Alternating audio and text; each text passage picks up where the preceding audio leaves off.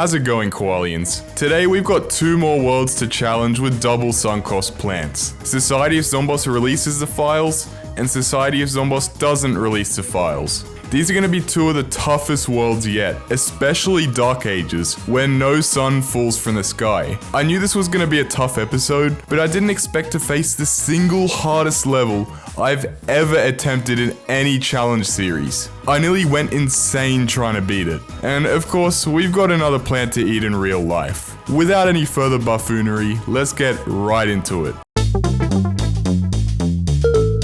Day 1 was a breeze thanks to the power tiles, which helped make up for our lack of sun. Then we unlocked this 400 sun freak of nature. I decided to give it a whirl in day 2 and I'll be damned, we actually did it. Since I'm a lunatic, I used laser beam again in day 3, also to success, but admittedly a lesser extent of success. I also ended the level in the most unnecessary way possible, opting to blow up the zombies with a potato mine to give them a more quick and painless death. I'm just so nice and considerate. I picked up the 100 sun blower at the exact moment the potato mine clones landed, which somehow brought back the fog from Plants vs Zombies 1. Either that or those potato mines are smoking some good shit. Blover better be doing a lot of blowing to justify dropping 100 big ones. No the hell I don't, David. Actually, let's not press him any further and move on. Day 4 was our first sunbombs level, and since I'm such a distinguished gamer, I beat it using only the sunbombs. Well, apart from one shard guard, but we don't talk about that. Then we unlocked a brain inside a UFO. Whose brain is that? In day 5, we met the robo-cone zombies, which got me thinking, out of all the possible vehicles the zombies could have made, why a robotic road cone? Like, come on, they could have made some super high-tech futuristic tanks or mech suits, but instead they insisted on slow, heavy-ass road cones that do nothing but sponge damage. It was also at this point that laser beam became unviable. By the end of the level, I couldn't even get one column of them down. Day 6 was a locked and loaded level, and the plant lineup was actually fairly generous compared to some of the complete garbage handed to us in the last couple of worlds. The early game was way harder than it needed to be because, again, I'm not using the disease level 2 pea shooter. This actually made me use a bonk choice setup, which is rather peculiar for this challenge. Then we unlocked 700 sun citron. If you think I'm actually gonna use this thing, you're absolutely right. But only for this level, because saving up for one of them felt like trying to afford a house in Australia in 2025. Our politicians should really do something about that instead of crapping their pants at Macca's. I actually lost the day 8 Gargantua fight somehow. That's gotta be the first time I've ever lost to this level in my life. Apart from that, the hardest part of this level was having to look at the power tile seed packets, which they evidently never updated after introducing the new seed packet design. After beating day 9, we unlocked EM Peach, which is only 50 sun. This was huge for this world. The new Discotrons were super annoying, but our still relatively cheap Blovers and EM Peaches did the trick. Day 11 was our first last stand level. I went for this pretty weird setup with only one column of laser beams and some potato mines. Towards the end, it got super close. I only managed to win by using an EM Peach on this Robocone so that I had enough time to activate a potato mine in front of it. Then I quickly dug up some laser beams to replace them with charred guards to stall the zombies out just long enough for the final wave. At which point the lawnmowers could do their thing. Between levels, I got an ad asking me to be an organ donor, but after seeing what could happen to my organs in the future, I don't know about that one. It's day 12 and we've already got Gargantuas, but the game gave us no shortage of plant food to shred right through them. I can't shop like a billionaire, Timu, that's the whole point of this challenge. Now would you please stop taunting me after every single level? Day 13 introduced the football mechs, which weren't too bad since we could counter them with charred guards and EM Peaches. Then we unlocked 150 sun Infinite, which turned out to be quite useful. In day 14, we had to use less than 1,500 sun. This was such a scarce amount for this challenge that I had to resort to using cabbage pults. You know, the plant that effectively got cancelled by the PZ community for being pointless. By spamming its plant food ability on power tiles, we could make it through. But man, that was such a scuff setup. Our new Infinite did a great job of shielding the endangered Citrons in day 15.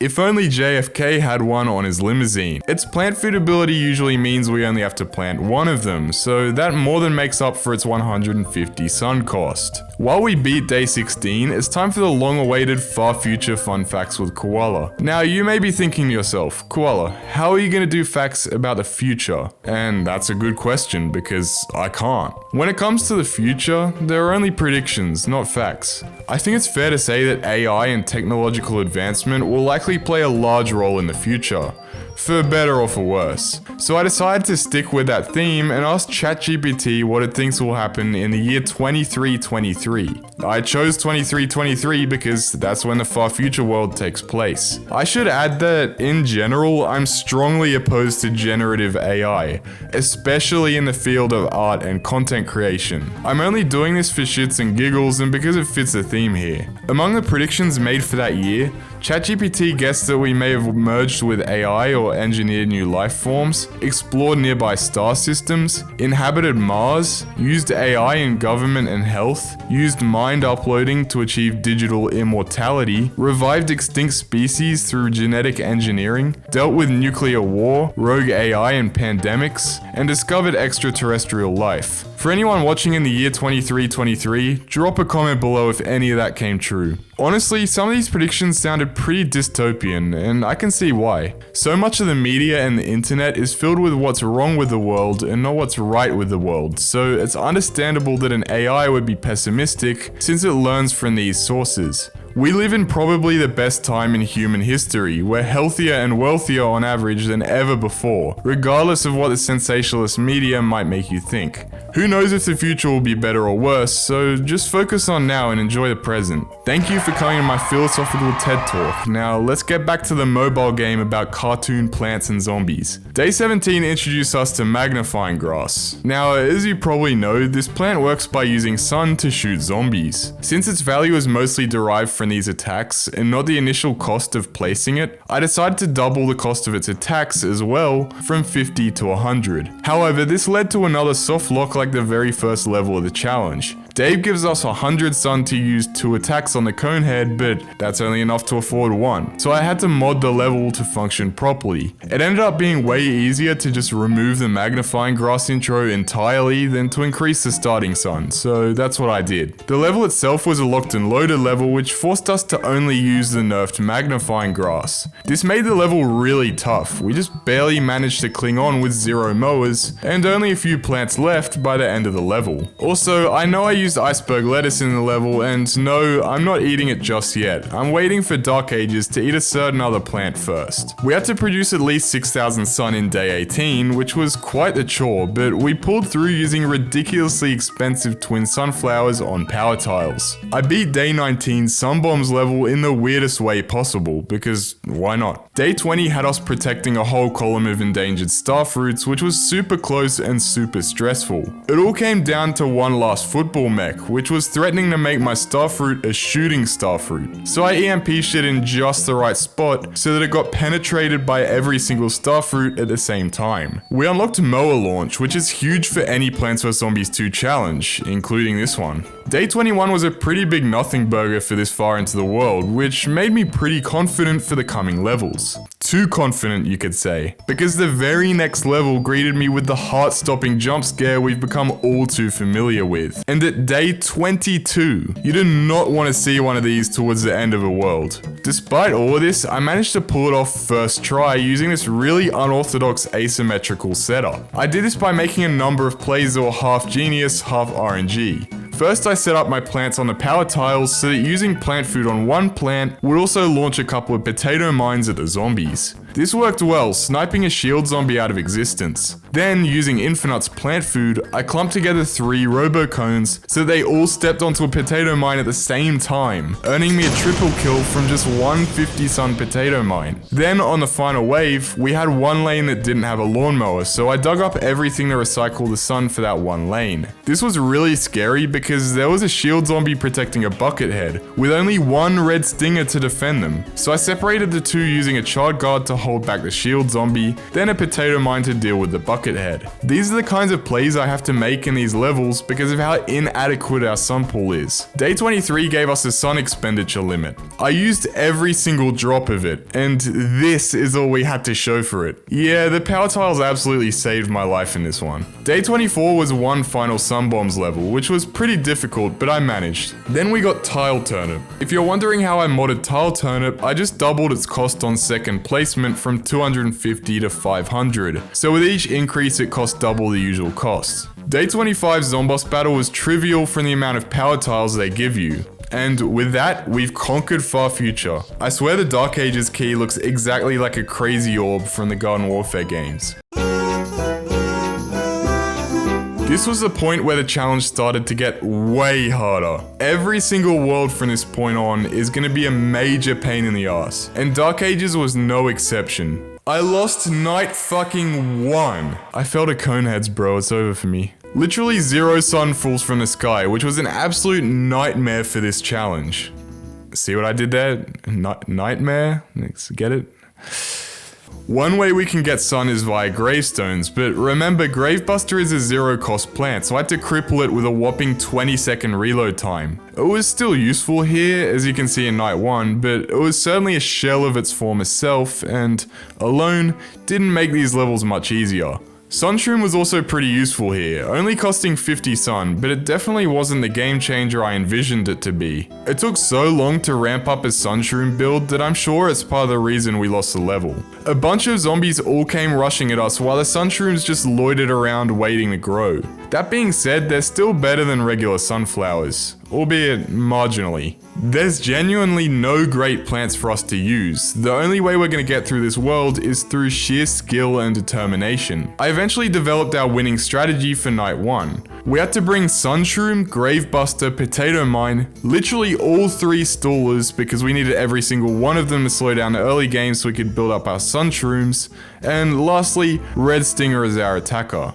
Yeah, I genuinely needed to use every single 0 cost and 50 cost plant that I had, except DM Peach for obvious reasons. This world's so cooked that it broke the Temu ads. For our efforts, we unlocked Sunshroom itself, which will likely be our main sun producer for the rest of the challenge. Sorry, Sunflower. On night 2, we were introduced to none other than Puffshroom. Now, I could go on and on about how useful it's gonna be, even after we massively nerfed it, but I have something more important to do. That's right, it's time to consume the shroom. Alright guys, so as promised, I gotta eat a Puffshroom, but first we gotta find one. So I've come out to my backyard because I don't know where else a Puffshroom could be, so let's have a look. Oh my god, come here. Oh my god, guys. We found a Puffshroom in the wild in 2025. This is not clickbait. It even has a knife, fork, and plate. It's as if we planted it there, ready for me to eat. So let's munch on this bastard right now. So I don't even need this cup. Let's do this. Oh yeah. Oh. It's actually bad. Oh, this wasn't a good idea. Oh, that's actually rancid. I'm not even joking. It tastes like I shoved my hand in a lawnmower and took out the grass cuttings and just put it in my mouth.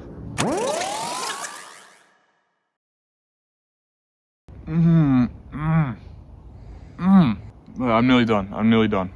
Oh, I'm actually gonna throw up. Oh my god, that's actually bad. Okay guys, so it turns out if you get a raw mushroom from the supermarket and just put food dye on it and eat it whole, it's not actually that nice. We're out here doing science, guys. Koala PZ science and discovery. The level itself wasn't too bad. Bucketheads made their debut, and I can't believe this world was so scary that was worth announcing. Then we unlocked Puffy Boy himself. Well, this is kinda awkward. I just ate you. We lost night 3. Even my newly tailored strategy completely crumbled. I realized that this was mostly down to all the imp spam from the newly introduced necromancy gimmick. In a regular playthrough, this gimmick is also negligible, but here, I was being inundated by swarms of imps that I couldn't afford to deal with. So instead of trying to deal with them, I stopped them from spawning entirely by focusing all my Gravebusters and Puffshrooms on destroying gravestones as soon as they appeared. This turned out to be very successful. Penny perfectly summed up how I felt playing this world in this challenge. Fun fact, this is actually my favorite level in the game. Plants vs Zombies 1 Fume Shroom would be absolutely mortified at that sun cost. Then, just as soon as I thought things couldn't get worse, They did. Thanks to this goober, we have to say goodbye to Red Stinger, who was our most reliable plant in the entire challenge. Our only options for attackers at this point were Bonk Choi, Snapdragon, Laser Bean, or Fume Shroom. Looks like we're using this monstrosity. Despite being practically useless against Bucketheads, Fume Shroom actually got us through the level. At that price, it damn well better have. For the first time in this challenge, seeing this objective actually made me breathe a sigh of relief. That's because we don't actually have to worry about no sun falling from the sky in this level, since, well, it doesn't fall in Last Stand levels anyway. I decided on this relatively basic setup, and after beating the level, we unlocked what might as well just be a bag of feces. Night 7 introduced night zombies, which would be super annoying if Potato Mine didn't exist. In the final wave, I decided to use a combo on a night zombie, which I'm calling the Blow-Tato Mine strategy. Night 8 was a bit of a problem because it was a locked and loaded level without any of our stallers. I think this might be it, ladies and gentlemen. But I actually found an unlikely savior in Hypno Shroom. Not only did it insta-kill tanky zombies like Bucketheads, but it also gave us an alternative Grave Destroyer to Grave Buster, who reloaded at the speed of a tortoise with dementia. It also allowed me to use Gargantuas to crush night zombies, which was quite the spectacle. I'm telling you guys, Hypno Shroom is actually peak. You know what isn't peak though? Evil potions. These things absolutely crushed us in Night 9. But then I realized I was forgetting to use Grave Buster. Well, that'd be why I was losing. While we beat the Night 10 Gargantua battle, it's time for some Dark Ages fun facts. Did you know that in medieval England, eels were an accepted currency, especially for paying rent? Imagine getting an eviction notice and you're just like, hold up a sec, I'll go down to the river to catch some money real quick. Another strange thing they did with animals was put them on trial in courts as if they were people. These were called animal trials, where animals were summoned to court and could even have human lawyers defending their case. In France, there was a case where a group of rats failed to attend their trial for destroying barley crops, but their lawyer managed to get them an extension by arguing that they feared for their lives. These are literal rats that we're talking about here. Also, in Switzerland, a rooster was put on trial for, quote, the heinous and unnatural crime of laying an egg, because town people thought that this was a work of Satan. The rooster was found guilty and sentenced to death. One like equals one prayer for the supernatural rooster. Apparently roosters can actually lay eggs because of tumors or something like that, so I don't know, make of that what you will. Night 11 toppled our twin flowers with the introduction of the wizard zombies.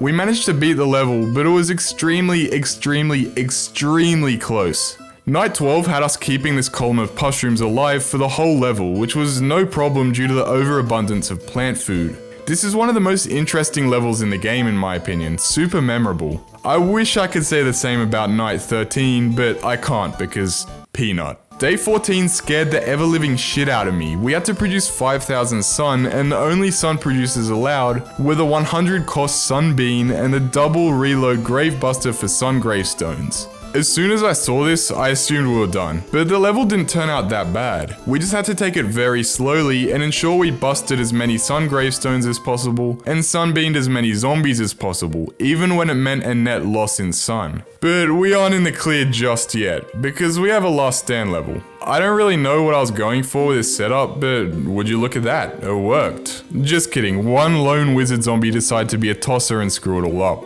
Then I tried again and it was even worse. So I tried a completely different setup and it worked flawlessly. Well, at least as flawlessly as you can ask for this far into the challenge. We also got 200 Sun Magnet Shroom, who I'll definitely be using despite the doubled cost. This is mostly to counter the Zombie Kings, which made their debut in Night 16. However, alone, Magnet Shroom wasn't nearly enough to counter the tsunami of night zombies they created. So I had to resort to our old-fashioned Frostbite Cave strategy of blowing shit up. It's actually crazy how valuable Cherry Bomb is, even at 300 sun. Night 17 was another Evil Potions level, and strangely, the easiest level in Dark Ages Part 2 so far. However, the next level would turn out to be the single hardest level I've ever attempted in any challenge run of Plants vs Zombies 2. Words cannot describe how evil, twisted, and utterly grueling this level was. Dark Ages, Night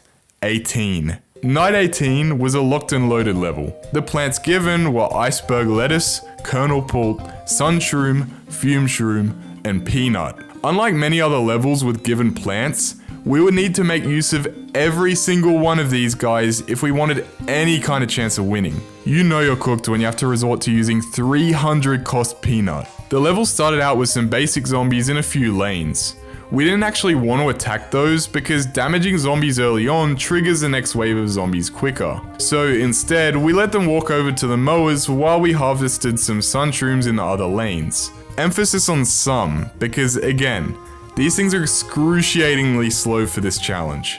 At this point, about a quarter of attempts would already fail and I'd have to reset. This is because the first sunshroom would sometimes take too long to produce its first drop of 25 sun, which we needed to plant the next sunshroom and so on, causing a butterfly effect that would cause the rest of the level to fall apart. Sometimes the sunshroom would even skip the first sun drop, since if it grows up during its sun production animation, the sequence is actually overridden and it grows up without dropping the sun. Yes, this level was so insane that each and every drop of 25 sun mattered, as did tiny, usually insignificant quirks in the programming like this. Afterwards, a jester would appear, which we needed to use fume shroom on, as well as either a sun shroom to stall or an iceberg lettuce to freeze, because fume shroom can't actually beat a jester in time on its own.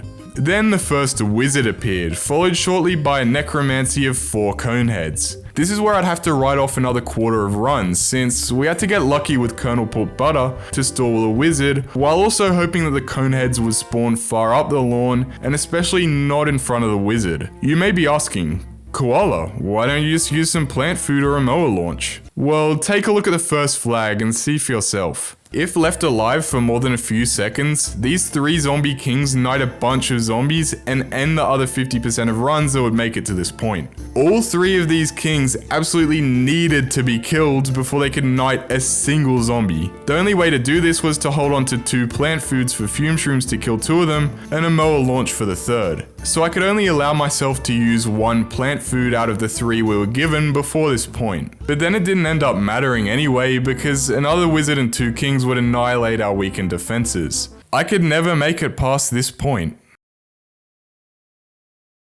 But then I remembered something. The nerf to iceberg lettuce's recharge isn't really a requirement here. It's just a little extra challenge I added on top to make things a bit spicier. But for this level, it's not really necessary. So I decided to revert iceberg lettuce's reload time here. This is still Plants vs Zombies 2 with double sunk cost plants, just without the extra bit I added on top. But unfortunately, this didn't even help too much. It did make our runs reach the first flag more consistently, but didn't really help them push further beyond that. And so, after days of on and off attempts, I closed my laptop and accepted that this was the end of the run.